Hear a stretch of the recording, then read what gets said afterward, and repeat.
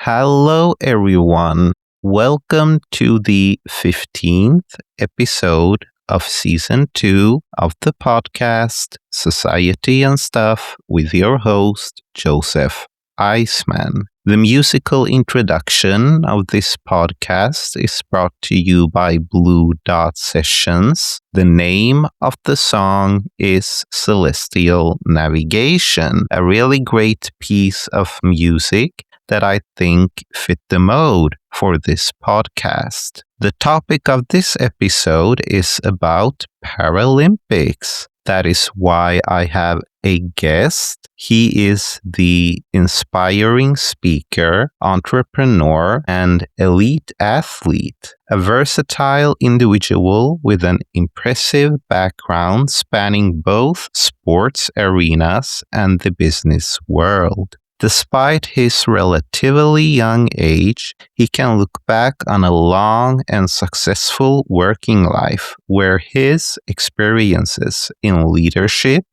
teamwork, project management, marketing, negotiation, and sales at senior level have shaped him into the inspirer and entrepreneur he is today. I say welcome to Fatmir Seremeti. Hello, Fatmir. How are you? Hello, Joseph, and thank you for having me in your podcast. I'm quite well, and you? I am good, thank you. All good here. How does it feel being on the podcast? Well, it's always interesting being on podcasts, and it's always interesting to hear that introduction. Thank you, wonderful. So many wonderful words, and yeah, I'm really happy to that we could manage this time to speak together. Hmm?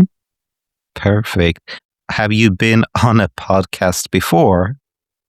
Quite a few. I've done, both in English and actually Swedish, of course, but also in Albanian, for my native language. Oh, you're from Albania. I'm from Kosovo. That's Kosovo. a neighboring country to Albania, but it's basically it's the same language. So Yeah, I understand. Okay, that's interesting. But I've lived in Sweden since 1992, so I count myself as a Swede, actually, But I had the honors of being in Albanian podcasts too. I understand. I understand. Well, yeah. Since 1992, you said you've been in Sweden. Yeah. I was a nine-year-old when we moved to Sweden from Kosovo due to political instability. Yeah. As maybe every one of your listeners knows, there was huge instability in former Yugoslavia, which ended up in a couple of different wars, including Kosovo in the end of 1990s. Yeah, and I'm thinking that we can then move quickly to the introduction part of this episode. So if you can tell about yourself a bit more. Who is Fatmir Seremeti? Well, my name is Fatmir, and I am a soon-to-be 43-year-old or young man, so to say, because I certainly don't feel like 43. When we were kids, it felt like people who were over 40. They sounded and they looked and they behaved so old, and I don't somehow. So it's quite interesting. I feel like 25 actually. I had a long sports career in a Paralympic sport called goalball. It's a sport for visually impaired athletes. It's a team sport where you play with a ball with bells in it, and you play 3 against 3, and you throw this ball to and forth towards each other, and the ball contains bells in it. So, short description of this sport. I've done that for 25 years, and I've had the honors of representing Sweden in 3 consecutive Paralympics, starting with Paralympics in Beijing 2008, Paralympics in London 2012, and Paralympics in Rio de Janeiro 2016. I've had the honors of bringing home a bronze medal from one of these Paralympics in Beijing. And I've also had the honors of bringing home a world gold medal and also a couple of bronze medals from the European Championships. When you are around for so many years, you get to play in different arenas and different championships and different stages all over the world. And it's a great honor, and it's a privilege to be able to be part of that. Besides that, I worked in all fields of work, you could say. I worked started in sales, and since 2018, I've had my own company where I do lots of public speaking keynotes, both in leadership, motivational, inspirational, but also now a lot in tech and AI. So I have a lot to do. And since a couple of years back, I also do a lot of social media with around 100,000 followers right now, and it's growing. And the aim is to educate people on how life can be as visually impaired as blind person, pros and cons, and that's basically what I do now. And I also, of course, train a lot still, even though I quit in the global team and the national team last year in April. I love training, and I do a little of Thai boxing today. I do, of course, weightlifting training. I do some yoga. I do some running. I tried cross country skiing in a competition here in Sweden called Vasaloppet. So a lot of things in my schedule. Yeah, you have many talents. You have, And yeah. to topple that, also, me and my girlfriend were starting a completely new gym here in Stockholm. Also, Uh, we're opening it up soon. It's if you don't have things to do, then you find a way to get stuff to do. yeah, wow. You are a multi-talented entrepreneur and speaker. I would say you do a lot of great things for well, not only visually impaired, but also for the individuals with disabilities in general, because it's you are an inspiration, I think, to most or to many. Mm. Thank you. Thanks a lot. I try to not see my visual impairment as something that will define me, or that will hold me back. Of course, society and the environment sometimes have some boundaries, some hinders, or what you could call them. But I always try to find ways around those kind of problems. And when I don't find the way around, I really scream a lot on social media, so that they have to change the rules, or they have to do something about that. That is an actual problem for people with disabilities, because we deserve, and we should have the same possibilities as everyone else. It doesn't matter what disability or ability you have. You should be able to partake in societies, different areas like workplaces, like education, like social life. Everything should be open. I mean, we are in 2026 when we can fly to the moon, and we can teach robots to do our stuff. So why wouldn't it be possible in a society like Sweden? Um, arrange possibilities for people with disabilities in all different areas of life. Right, right, absolutely. No, all individuals with all types of disabilities, and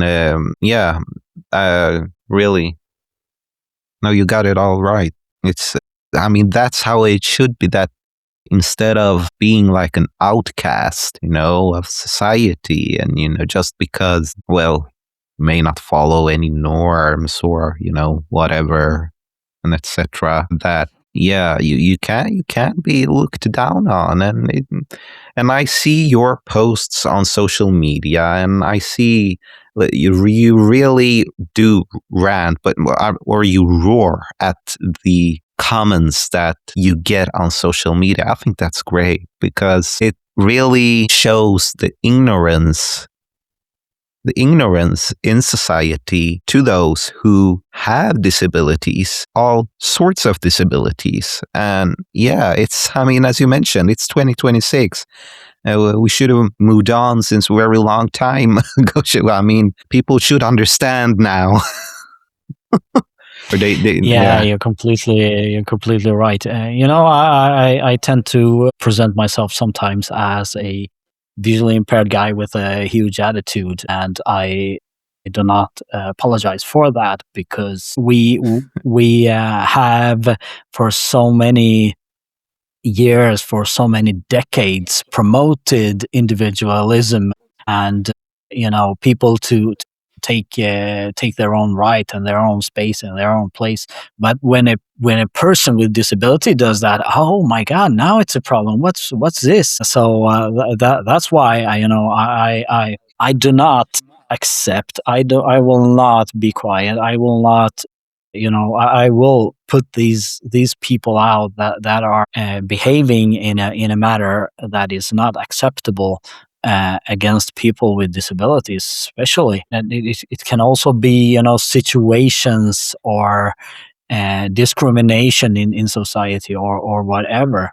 I have a platform, and I do not hesitate to use it if I feel unfairly treated, or someone with disability is treated in a unfair way. There is a huge difference between having bad knowledge, or not understanding some things, to having an attitude towards people with disabilities that we don't understand, that we are worth less than others, or something like that. And I'm quite allergic to those kind of attitudes, and then I get an attitude because I won't accept that. So yeah, you're quite right that I sometimes roar quite high on my social media towards these kind of comments or these kind of incidents that basically shouldn't be there in these days. I would not say that's an attitude. Maybe for some it's offensive, or it's an attitude, whatever, that's their problem. But I would say that or not, I would say that is standing up for yourself, standing up for other individuals' rights. I mean, you should say it as it is. What you do, you stand up for others. And I mean, that's that. No, so really, and you are also in a relationship, I see. Yeah, I Yeah. met this wonderful girl last year. That is, we're quite the same. Me and Jenny, Mm. we love training, and we love being active, and we love we love food, we love dogs, we love it's so many things that we have in common. And now we're building a gym together. So everything is wonderful and great. Yeah, yeah. Wow, that's it's a very touching story. It's an inspiring story. I think to those who have not checked out the Fatmir's Instagram yet, or TikTok, or all the social channels, do it. It's very you are an inspiration. most definitely. Thanks. Thank you. Yeah. And when you meet a person that is quite in your field of energy, like Jenny is, she's also a former elite athlete in Thai boxing. So she's a really tough woman, and she also, doesn't take crap from anyone, and so like that. So we really touched base, on many things. So it was like when we met, it's like, wow, we have searched for each other for so long, and now we found each other. Yeah, that's great. Then we can move on. Well, we did cover it during the introduction part already about goalball. You said that in Paralympics you play goalball, and I was thinking if you could answer, if you can explain goalball and how you play it, but I think you covered it already, or Yeah, I maybe you can covered it explain. during the introduction. Yeah. It's basically a team sport when you play where you play on a indoor field. There are taped strings on the floor so that you can feel where you are. It's 9 meters wide, the court, and 18 meters long, and you have to throw this ball with sound bells in it, basically beside the other players, the other team, and score a goal behind them. And they use their body to throw themselves on the floor and defend their own goal. And when they have defended the ball, then they throw it back towards us and try to score on our goal. So the ball goes back and forth, just like in many other sports like tennis or volleyball. But the difference is that the ball will go on the floor and not in the air in this occasion. And everyone has to have all of these all black eye shades so that no one can see anything, because visually impairment is like a spectrum. You can see a little, maybe someone can see a little more or something. So that to ensure that everyone plays on an equal field, no one gets to see anything. And you are in the Paralympic sports, right? Yeah, exactly. Yeah. I've been in the Paralympics three times. Yes. Okay. Perfect. Well, we covered about goalball in the introduction part, but you spoke about it a bit more in this question as well. So I'm thinking we can move on to the next question, as we also touched when when hearing the ignorance from individuals when it comes to visual impairments or disabilities in general, and so in society. So, what are the biggest prejudices about blindness? Well, I get this question a lot on my social media. What is the most difficult thing about being blind? Many people think that it's physical things like getting from point A to point B, or doing stuff at home like washing or making food, or stuff like that.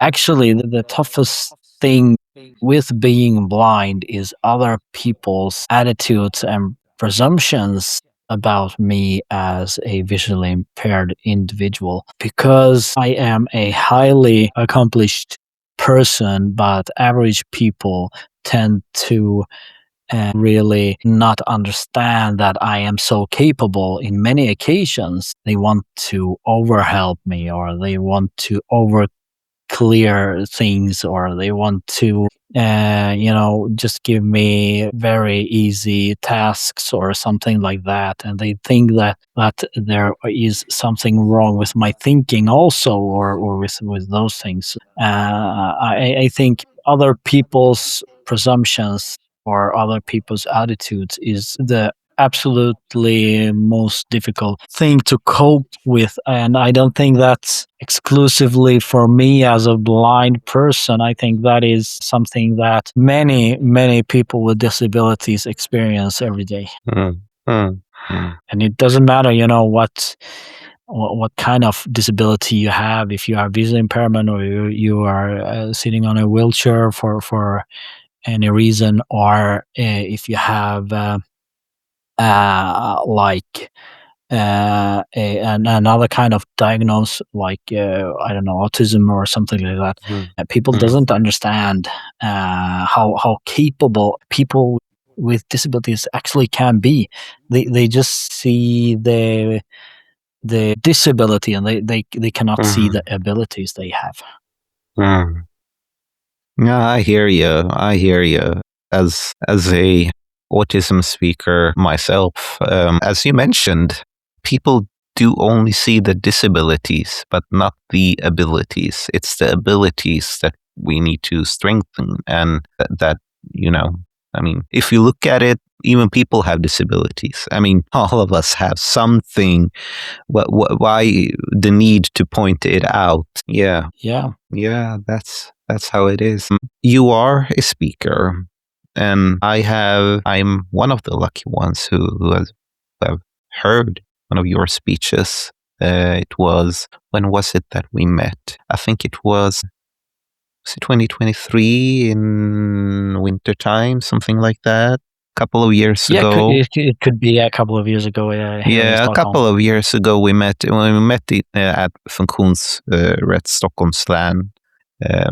I felt very touched your by your speech that you gave, by the presentation that you gave. It really an insight story about your life.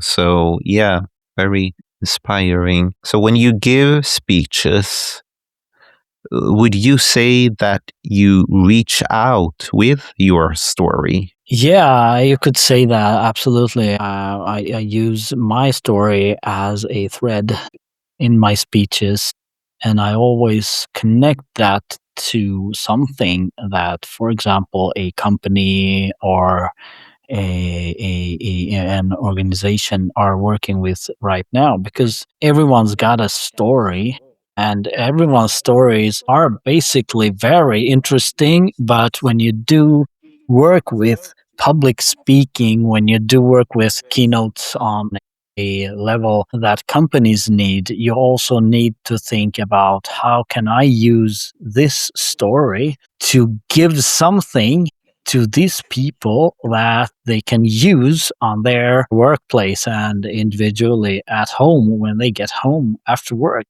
How can their life, their workplace get maybe a little better by hearing my story? So I connect my story to, for example, if they need to work with their own leadership skills. How do I manage my time? How do I manage my feelings? How do I manage my motivation every day, every morning when I get up in the morning? So I have some keys for that, and some interesting takes that they will take with them after hearing my speech. Of course, my story is quite emotional, but I also use quite a lot of humor, because I think you need that. My aim is also that you, as a listener, will be touched and will remember something after a lecture. And you do leave that imprint, that you do get touched.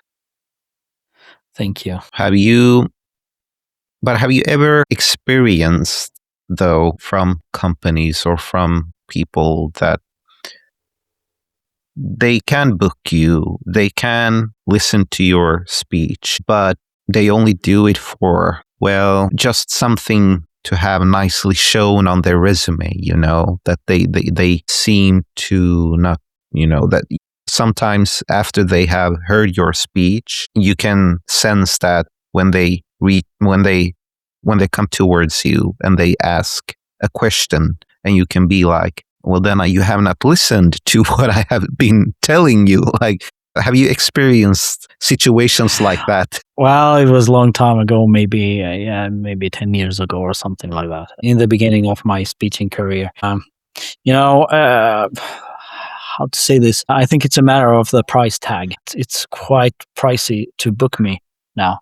So Mhm. if a company books me, then they really have a need, and they really know what they are booking and what to expect. Also, we have preparations, meetings, and everything, so they know what to expect when they come and listen to me. Of course, there will always be like if you talk in front of a 400 people audience, of course there will always be one or two or someone who is there but not really there. That's their problem. But the main thing is that most of the audience is actually listening, tentative, and understands why they are there and why I am there. And of course, it's in the end, it's my job to do a good enough job so that they actually, even if they come there and not interested from the beginning, they will be, because it's a matter of refining my skills and also touching those people that maybe are not so interested in the beginning, that they will be. And I've had plenty of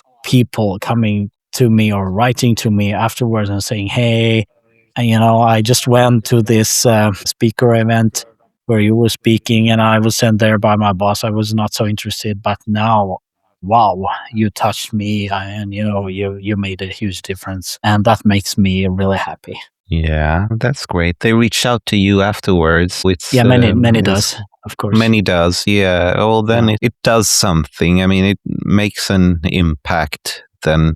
Of course, yeah. Yeah. Well, you mentioned about price tag, and yeah, I mean, some companies or people, and so they book depending on their financial statuses. Yeah, of course. And Of it's, course. I mean, that is how it is in the, you're a speaker, and so Yeah, but it's if you speak to for example, an association or a group of people with disabilities or something like that, and they have a small organization or something like that, then the price tag is not so heavy. Of course, if you're a huge international company and you'll come and you want to book, then it depends on how long time you require me and what to speak about and how many, and it's a completely different story. so you, for associations, so you like lowered the price, or Well, no? I have a certain price for associations, of course. It depends, organizations for people with disabilities are really, really close to my heart. So, of course, sometimes I even done free speeches or pro bono stuff. But, this is what I do, and this is what pays my rent and my bills. So I have to charge something. But, of course, these organizations are really close to my heart. So that's a completely different story. Yeah, of course. It's your work. That's what you do. Yeah. But it's not just any work, It's not just like a simple job you go to and you just do your thing and then you get out of there. You make an impact. I mean, you make an impact. That it's work that makes an impact. Yeah. I try to, and I feel really, really privileged. Of course, I've been through a lot. My teenage years was really, really difficult when I got my visual impairment, and I was really down in a huge depression where I didn't even, think that life was worth living. I was really close to not being here anymore. So, and through my career and everything, yeah, I try to make an impact, of course, but now I feel really, really privileged and thankful. A lot of, a huge thankful that I can do this. I can live on this, because this was my dream for a long time, to be able to have my own company, to be able to decide on my own time and my own workload. And it's of course a privilege, but of course there are also times that are really sweaty, and there are really like, can I make it, will I make it? There are times like last autumn where I had so much to do that I didn't know, like it felt like I lived in a bag for a couple of months, traveling everywhere. So yeah, that's a life when you're self-employed, but it's really a great privilege to be able to spread my word and stand in front of audiences every week. It's great. And well, I did not ask you that you say visually impaired. Do you prefer, when I ask you the questions, do you prefer me to say visually impaired, or is it No, okay I with don't blindness? actually mind. I don't actually mind You at don't? all. No? I am legally Okay. blind, so it doesn't Okay. matter at all. Hmm. I, I understand. Yeah, yeah, okay. No, I think because you never know. Maybe someone prefers another word, and so I mean, Well, I think if someone take that with me. prefers another word in front of another, then they will say it. I think it's up to me to inform, or up to you. Mm, Like if you want to be yeah, pronounced somehow, or in a way or something, I cannot know mm, that beforehand. So mm, I think mm, that's my mm. responsibility. And for me, I don't. It doesn't matter actually. It doesn't. No. Okay, there. Yeah.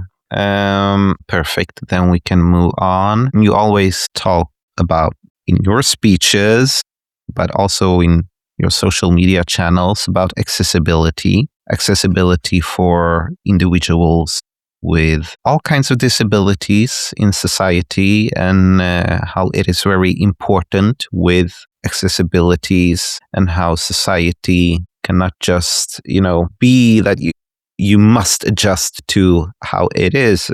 It's not the individual that needs to adjust to society, it's society that needs to adjust. I mean, yeah. And so, what accessible methods are required for blindness in society?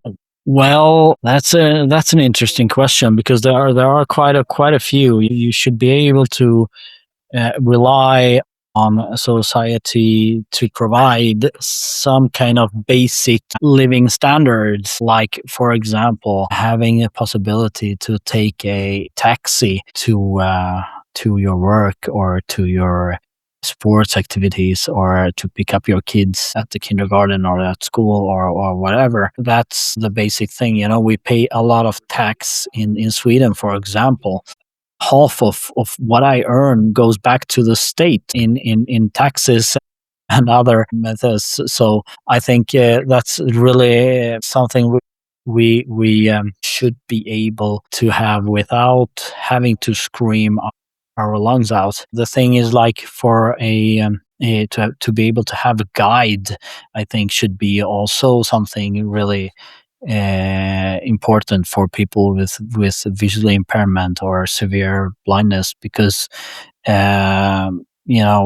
people feels better. People tend to be less sick and everything if they can be active in society, in associations, in organizations, especially in training and physical training, doing gym or sports or stuff like that. And what hinders people from doing that is that they need a guide. For me, for example, I cannot just tie my running shoes on and out and running just like everyone can do. I need a guide for that, and I think society should be able to provide that. Otherwise, and now, I have a guide dog. I have my white cane. I use, um,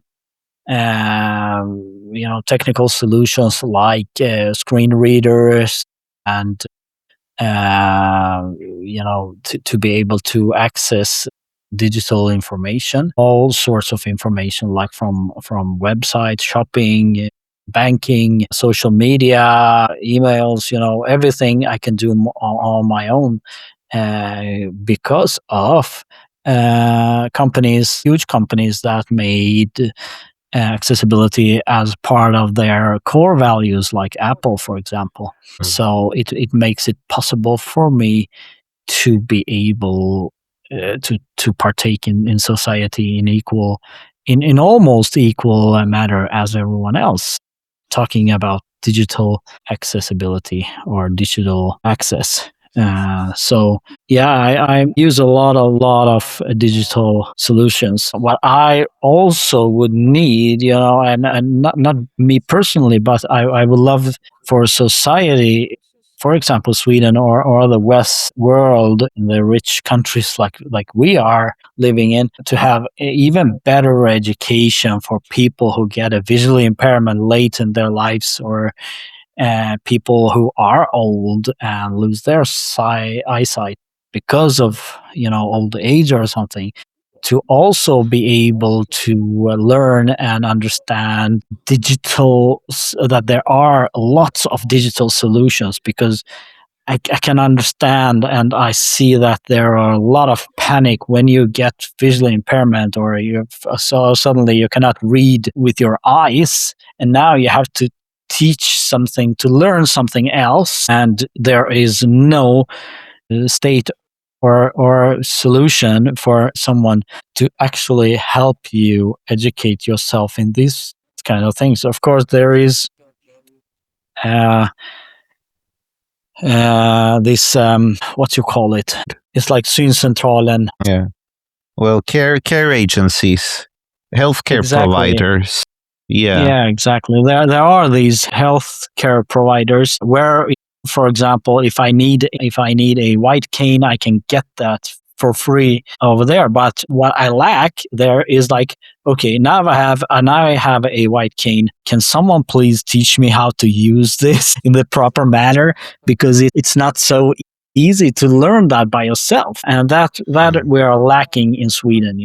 We get all of these things for free, like a guide dog, but actually, guide dogs, they have still quite good education around guide dogs, but they are cutting it down more and more for every year it goes. You get less hours with trainers, you get less hours together with your dog, and everything is cut down, just like many other things. So that's a pity, I think. But yeah, it's a long answer to a short question. Sorry.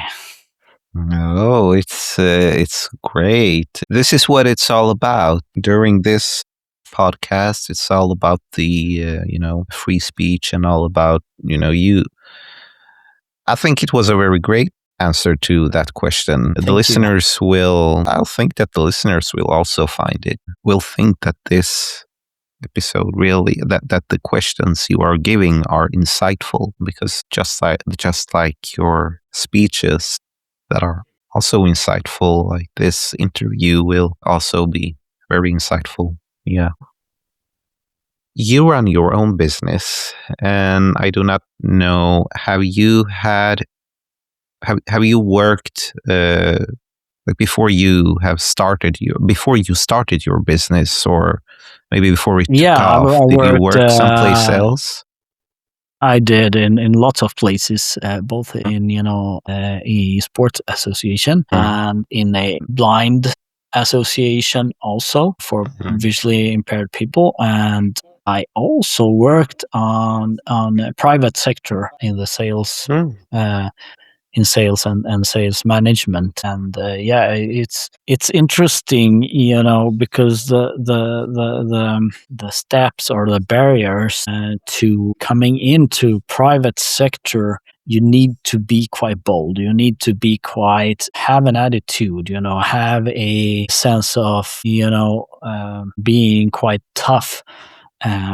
If you have a visual impairment or a disability at all, from the first step, it's much more difficult to come into the working society, or the working, to be able to get a job. In Sweden, we have around 53% of all people with disabilities that are available for work, that could provide and that could have a work and do do work just as good as everyone else. They are unemployed, and this figure haunts me, because it should not be like this. And you have to work 2, maybe 3 times harder, better, be tougher than everyone else to be able to get a job on the private sector today. Many people that actually have jobs, they have jobs on associations or solutions that are specifically, for example, people with disabilities, like many of our huge associations in Sweden, like Synskadades Riksförbund or DHR, or these kind of associations. they can employ quite many. What I would love to see is more people in the private sector, in sales, in management, in HR, in all sorts of different work areas, because I believe people with disabilities can and will do a great job, but they don't get the chance because, I'm sorry to say, but they are not tough enough sometimes. And they don't even get a chance to come in and show how tough they are from the beginning. And this is a thing that I talk about a lot on my social media and on LinkedIn and everywhere, because I think the attitude from the employers needs to change. I remember I was applying for a job in sales as a sales manager. I have all of the qualities that was needed, and I didn't tell on my application that I was visually impaired. So I told this boss, in the first meeting, I was like, yeah, as you can see, I'm blind. And she was like, yeah, okay.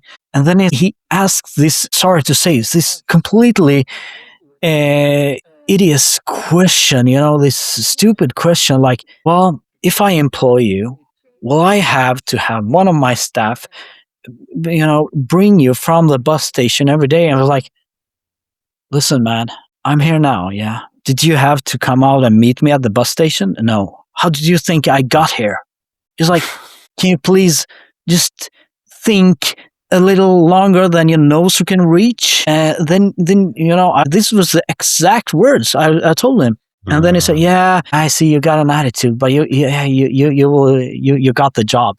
But remember, so many people that can be in that situation does not have that kind of experience or bravery to be able to tell them off like that. It's like, okay, yeah, well, no. But I was like, yeah, are you like stupid? What are you asking me? Like, I got here somehow. So I actually got that employment.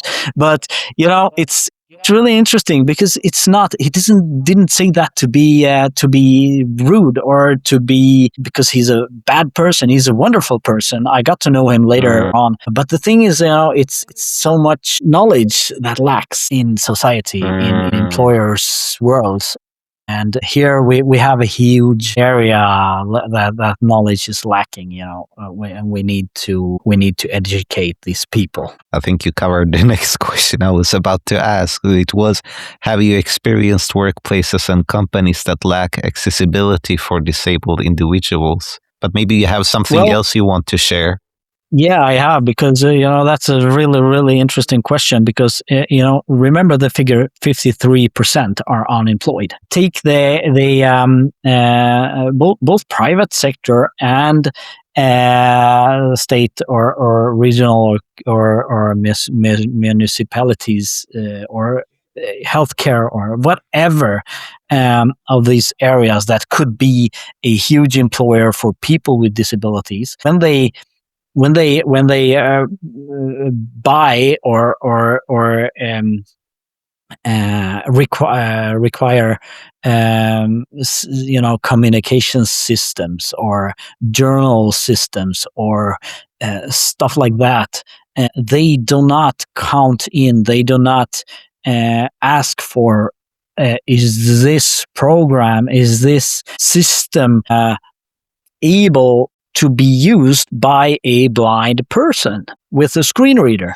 That is not a question these employees provide to the providers of these systems, which means, like, for example, healthcare in Sweden employs a huge amount of people in all sorts of different areas. And we are talking about administrative work, for example. Why would not a blind person be able to work in healthcare administration? The answer is they have systems that does not work with screen readers. That's as simple as that. And that's why we have 53% of people with disabilities out of the working class. This is a huge problem in Sweden, and I believe in many of our Western countries. That could be a great example of this issue we are talking about. So yeah, I've encountered many cases of lack of accessibility in workplaces, and there are these kind of things everywhere. Yeah, it's a shame, very big shame, that it's still it is still like that in society. You would have thought that people would learn by now, but apparently not. Sometimes history We repeats hope later. itself. Yeah, it does. What did you say?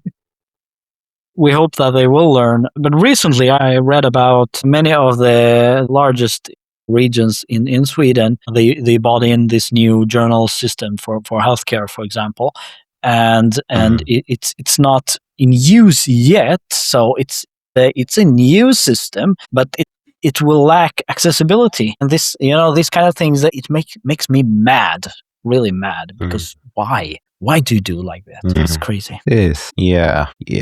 There's a lot of crazy things out there, not only in Sweden's society, but also, Yeah, I'm thinking, the whole many wide other world. countries. Yeah. Yeah, other countries as well. A lot of, yeah, sometimes you just wonder. Yeah. And I mean, I do not know if there are any perfect societies or any perfect, or maybe in a perfect world, I do not know if all types of individuals would be openly greeted into a society without any prejudice, without being bullied or hearing discriminatory words and things like that, even though people may not intend. But I mean, of course, you can always say you may not intend stuff, but yeah. It's ignorance, and it's, I mean, lack of knowledge, obviously. Yeah, of course, yeah. Yeah. How would you describe your perfect society for individuals with disabilities? Well, I think we touched on it a little previously, but I think, a society where abilities goes in front of disabilities, where people are counted as equals, no matter what disability or troubles you have right now. Because, disability is an interesting word, because what does it mean actually? You are fully able, you have a fully able body, fully able mind, fully able everything. Then you go and for skiing, and you fall and you break your leg and you cannot move, and you have to be confined to a wheelchair for a while, maybe. All of a sudden, you have a disability. Maybe not for forever, but for a while you are disabled. So imagine if we would think in our planning of our countries, of our societies, that you should be able to be born, live, and get old and die with the same amount of ableism, what to call it, being able, in the same way when you are 85 or 90 as when you are 20. If we have those thoughts from the beginning, then I think many of our problems for people with disabilities would disappear. For example, I have a dishwasher here, and I cannot operate it by myself because it's touchscreens. Imagine how many old people that have been able to use this when they are 40, 50, but now when they are 75, they cannot use it anymore because their eyesight got worse. Not because of a disability, because our bodies work like that. They get old and they get slower, and they, eyesight get worse and everything. So if we would think about having a society that you can be part of from the moment you actually can take care of yourself until the day you die, then we will manage many of these things. Imagine